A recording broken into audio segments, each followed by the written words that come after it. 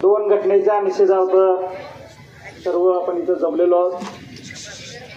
2 दिवसापूर्वी भारताचे सरन्यायाधीश भूषण गवई साहेब यांच्यावर झालेला हल्ला त्याचा मी देशमुख कुटुंबीय आणि शेतकरी कामगार पक्ष यांच्या वतीने जाहीर निषेध करतो आणि 10 ऑक्टोबर 2025 कालच्या दिवशी आबासाहेबांच्या आमच्या घरावर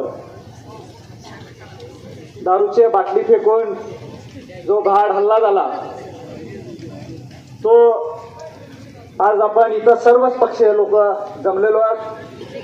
बऱ्याच लोकांच्या भावना तीव्र होत्या। आज आबासाहेबांवर प्रेम करणारा एकही पक्ष नाही या महाराष्ट्र राज्यामध्ये आणि त्याची प्रतीची आज आपल्याला इथेही येते। आज सर्वच पक्षातील लोक आबासाहेबांच्या घरावर आबासाहेबांच्या विचारावर झालेल्या हल्ल्याचा निषेधार्थ एवढ्या उन्हातानाचा आपण सर्वजण इथं जमलेलो। आबासाहेबांनी ती वास्तू 1972 साली बांधली आणि त्या 72 पासून त्या या सांगोल्याच्या राजकारणामध्ये किंवा सांगोल्याच्या जडणघडणीमध्ये ती वास्तू स्वतः साक्षीदार आहे। आबासाहेबांच्या प्रमाणे इथले सर्व ज्येष्ठ मंडळींच्या प्रमाणे ती वास्तू सुद्धा आज या सांगोला तालुक्याच्या जडणघडणीमध्ये विकासामध्ये स्वतः साक्षीदार असलेली ती वास्तू आहे।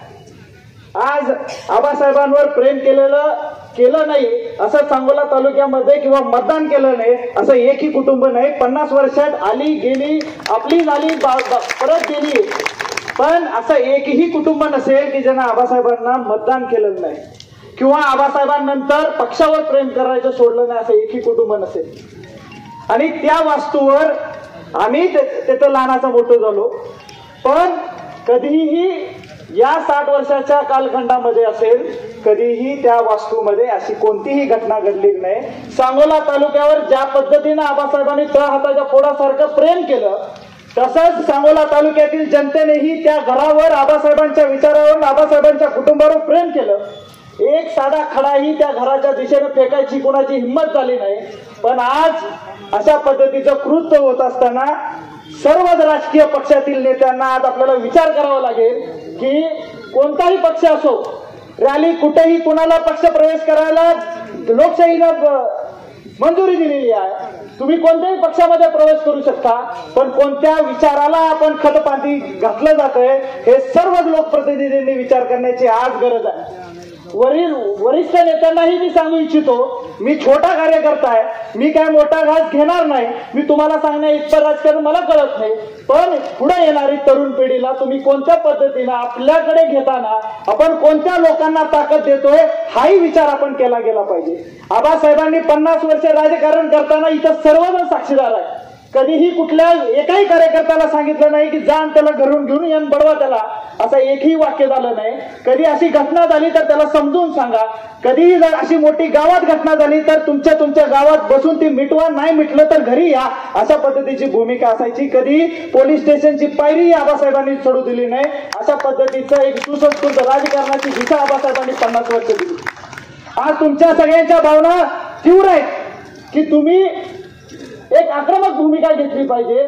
आबासाहेब ही आक्रमक होते पण त्याला एक संविधानिक स्वरूप असतं। एक विधानमंडळ आहे तिथं आक्रमक झालं पाहिजे। लोकांनी निवडून दिले की रस्त्यावर गोंधळ घालायला नाही तर विधानसभेमध्ये जाऊन आपले प्रश्न मांडण्यासाठी आपल्याला ताकद दिलेली आहे। आबासाहेबांचाही राग आम्ही बघितलेला आहे पण त्याला एक आकार देऊन आबासाहेब ताकदीनं संघटित होऊन आपल्या लोकांसाठी लढण्यासाठी त्या ताकदीचा वापर करत होते। याचा अनुभव आणि याची साक्षीदार आमचा संपूर्ण परिवार आहे।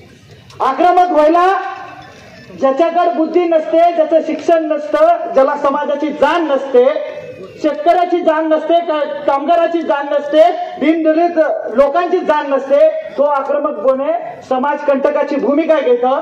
ती शिकवण आबासाहेबांनी आपल्याला कुणालाही दिली नाही। या तालुक्यातील प्रत्येक पक्षातील नेते आबासाहेबांना भेटायचे आबासाहेबांनी यशवंतराव चव्हाणांपासून आजचे देवेंद्र फडणवीस साहेब असतील इथपर्यंत प्रत्येक मुख्यमंत्र्यांच्या कालखंडामध्ये राजकारण केलं.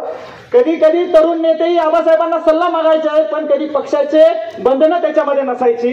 पण अशा ठिकाणी आपण कोणत्या प्रवृत्तीला आता खत पाणी घेतोय हाही विचार सर्व पक्षातील सर्व ज्येष्ठ मंडळींनी करायला पाहिजे. आज तालुक्यामध्ये आम्ही दोघं नौखं असलो तरी तुम्ही एक ताकदीनं आम्हाच्या पाठीमागे राहिला. इथं वडीलधारी मंडळी आहे, त्यांच्या मार्गदर्शनाखाली जाण्यासाठी आम्ही निश्चित प्रयत्न करतोय. तरुण व इथं मुलं आहेत, त्यांनाही रगरग असते, त्यांचंही उसळतं रक्त असते. पण आज आमची ती जबाबदारी आहे की भविष्यामध्ये सांगोला तालुक्याच्या ज्याचे तुम्ही साक्षीदार आहात, ज्याचा वारंवार उल्लेख होतो, एक सुसंस्कृत तालुका म्हणून आबासाहेबांनी या तालुक्याची ओळख महाराष्ट्राच्या पटलावर 288 मतदारसंघापैकी एक मतदारसंघ जिथं कोणत्याही दंगली झाल्या नाही. आतापर्यंत आता उदाहरण आले, हिंदू मुसलमान दंगली झाल्या, दलित मराठा समाजाच्या दंगली झाल्या, पण त्या आबासाहेबांनी त्यावेळी थोपवण्याचं काम केलं, त्यावेळी शांत करण्याचं काम केलं. कारण काय, या सगळ्या गोष्टीनं प्रश्न सुटत नाहीत, त्याच्यामध्ये मार्ग शांततेने निघाला जातो. यासाठी आबासाहेबांनी प्रयत्न केले. भविष्यामध्ये मी तरुणांनाही आवाहन करतो की आपली जी ताकद आहे आणि मी आमचंही कर्तव्य बनतं की आज तुम्हाला चांगली दिशा द्यावी. आबासाहेबांबरोबर खांद्याला खांदा लावून बाईसाहेबांनी काम पाहिलं. आज घरातून बाहेर निघताना आम्हा दोघांना एकच बाईसाहेबांनी सांगितलं, जे काही करा ते शांततेने करा, त्यांची कर्म आहेत त्यांनी भोगतील, आपण आपल्या विचाराने राहिलं पाहिजे, आपण संघटित होऊन ताकदीने लढा दिला पाहिजे.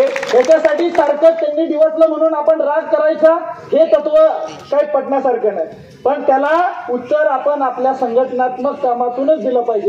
आपली विचारधारा आपण सुटली नाही पाहिजे. या विचाराचा मी आहे. निश्चित आबासाहेबांच्या आमच्या घरावर ज्या पद्धतीनं हल्ला झाला आणि आत्ताच बोललं की दारूच्या बाटल्या जर फेकल्या गेल्या असतील तर दारूच्या बाटल्या सोबतही असतील, तर त्या पक्षानं विचार केला गेला पाहिजे की आपण जी रॅली करतोय, तर आतापर्यंत सांगोला तालुक्यातील शेतकरी कामगार पक्षाचा तर असंख्य रॅलीचा मोर्चांचा अनुभव आहे. अशी कोणतीही घटना घडली नाही, आज पण कोणी इथं सांगून आलं नाही, गर्दी कोणाला करायला लागली नाही का, कोणी दारूच्या बाटला घेऊन आणलेला नाही आहे. पण आपण जी रॅली जमा करतो प्रत्येकानं गांभीर्यानं विचार करायला पाहिजे. जे कोणी राजकारण आणि समाजकारणामध्ये आज काम करते, इथं सगळी मंडळी आहेत, तरी विचार केला गेला पाहिजे आपण राजकारण कशासाठी करतोय. आपण समाजाला दिशा देण्यासाठी समाजकारण आणि राजकारण करत असताना अशा पद्धतीचं जर तुम्ही एकीकडे तुमच्या स्टेटमध्ये दारूबंदी करता, तिथं ड्राय स्टेट करता आणि या ठिकाणी अशा पद्धतीनं तुमच्याच रॅलीमध्ये जर दारू असेल तर मग तुम्ही दारू पाजून लोकांना आणले का, हाही प्रश्न इथं उद्भवण्यासाठी शंका आहे. प्रशासन आज आपल्या बरोबर आहे. प्रशासन आजही आपल्या पूर्ण रॅलीमध्ये होतं, तर प्रशासन कालच्याही रॅलीमध्ये असणार आहे. तर प्रशासन त्या रॅलीमध्ये असेल तर आता कोण इंटेलिजन्स वगैरे बोललं बऱ्याच गोष्टी, मला काही त्यातलं कळत नाही. पण प्रशासन आजच्या रॅलीमध्ये जर आपल्याला पावलाला पाऊल असेल शांततेत, तर एवढ्या मोठ्या डीजेच्या रॅलीमध्ये, ढोल ताशाच्या रॅलीमध्ये तर प्रशासन असणारच आहे हमखास. ते कुणाच तर कुणाच्या मोबाईलमध्ये टिपलंच गेलं असणार आहे. आणि जरी डिलीट केलं तर सायन्स एवढं पुढे गेलेलं आहे, सायबरच्या ह्याच्याने ते शोधून काढावं. मी शोधून शिक्षेसाठी नाही म्हणत, तुम्ही त्याला शोधून काढा, पण तो कुणाचा माणूस आहे हा नेमका कळायला गेला पाहिजे. कारण का आबासाहेबांवर सांगोला तालुक्याने एवढं प्रेम केलं. आबासाहेब 2दा कॅबिनेट मंत्री होते, पण कधी सिक्युरिटी नाही घेतली. कधी घरावर 72 पासून एकदाही सीसीटीव्ही लावायचा प्रयत्न केला नाही. कधी कोणता माणूस पैलवान आणून तिथं बसवला नाही की बाबा दादागिरी करायला कोण नाही. कोणी दारू पिऊन पण नशेच्या अवस्थेत जरी घरामध्ये आला तर आबासाहेब एकच वाक्य बोलायचे, तुम्ही व्यवस्थित असताना, मी स्वतः अनुभव घेतलेला, तुम्ही व्यवस्थित असताना उद्या या. या पद्धतीचा खंबीर भूमिका आबासाहेबांनी घेतली. आबासाहेबांचा विश्वासच होता की सांगोला तालुक्यात मी काही चुकीचं करत नाही, मी जनतेसाठी उभा असेल तर ज्या पद्धतीनं आबासाहेबांनी तुमच्या पाठीशी उभा राहिला त्याचेच प्रत्यय आज येते की आज तुम्ही आबासाहेबांच्या घरावर हल्ला होताना, आबासाहेबांच्या विचारावर हल्ला होताना आज तुम्ही सर्वजण जमा. त्यामुळं आज सीसीटीव्ही कॅमेरा ते टिपलं गेलं नसेल, पण आज ज्या ज्या मोबाईलवर टिपलं असेल तर प्रशासनाने शोधून काढावं. त्या व्यक्तीला जे काही तुमच्या भाषेत समजवता येते ते समजवलं गेलं पाहिजे. कारण का उद्याहून अशा प्रवृत्तीला खत पाणी घातलं गेलं नाही पाहिजे. या भूमिकेचा मी आहे. प्रशासनानं ते करेल अशी माझी अपेक्षा आहे. त्यांनी करावं, ताकदीनं करावं.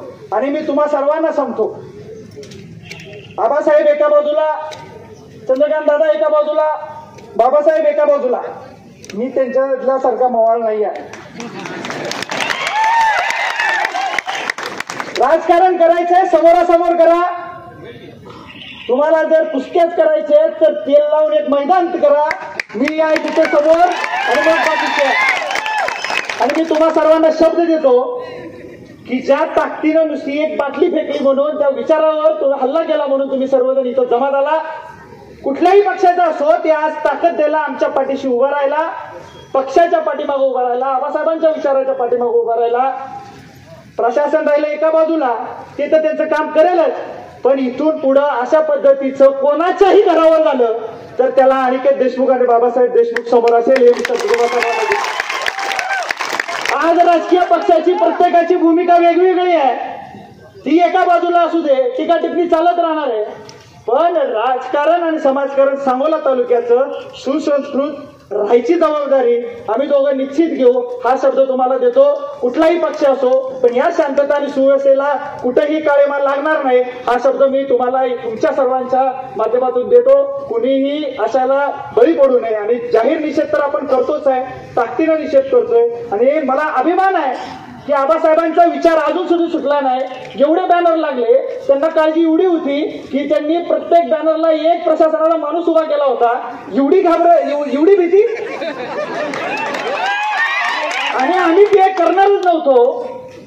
आम्ही मी आबासाहेबांना बघितलेलं आहे. गाडीत असताना आम्ही लहानपणी गाव भेटी दौऱ्याला असताना आबासाहेबांचा बॅनर जरी लागला तर आबासाहेब म्हणायचे की बॅनर कशासाठी आता काढा लावायचे.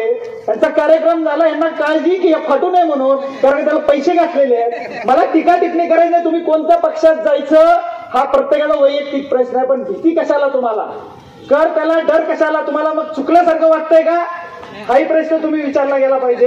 आणि प्रशासनाला मग मी सांगतोय अशा पद्धतीनं ताकद वाया घालवायची गरज नाही.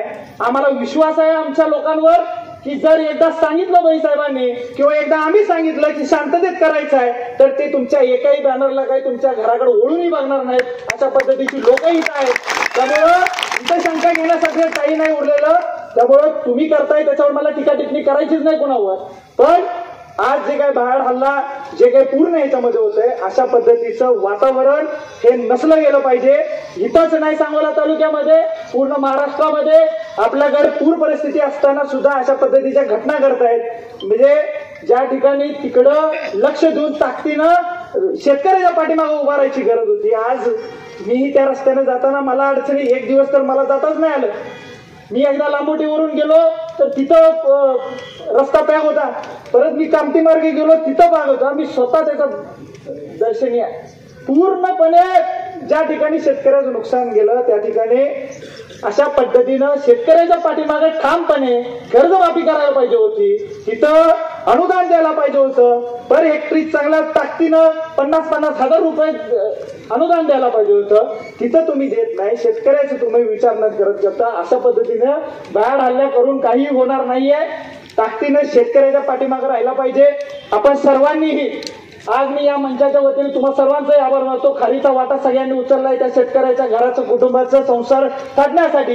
इथं वेगवेगळ्या संस्था आहेत त्यांनी मदत केलेली आहे, तेही आबासाहेबांचेच विचार आहे. अशा ताकदीनं ज्या ज्या वेळेस संकट येईल त्यावेळेस आपण शेतकरी कामगारांच्या पाठीमागे दीनदलितांच्या पाठीमागे निश्चित उभा राहू. पण या झालेल्या भयाड हल्ल्या निमित्त तुम्ही शांततेनं, मला खूप अभिमान आहे तुमच्या सर्वांचा की तुम्ही शांततेनं एकही कोणावर कमेंट न करता फक्त आबासाहेब अमर रहे त्या घोषणेवर तुम्ही येतपर्यंत आला, या उन्हातानात राहिला. मी तुमच्या सर्वांचं खूप आभार मानतो की तुम्ही आमच्या पाठीशी राहिलाय. मी शब्द देतो माझ्या हयातीपर्यंत मी तुम्हाला कधी वाऱ्यावर सोडणार नाही, शब्द मी तुम्हाला सर्वांना देतो.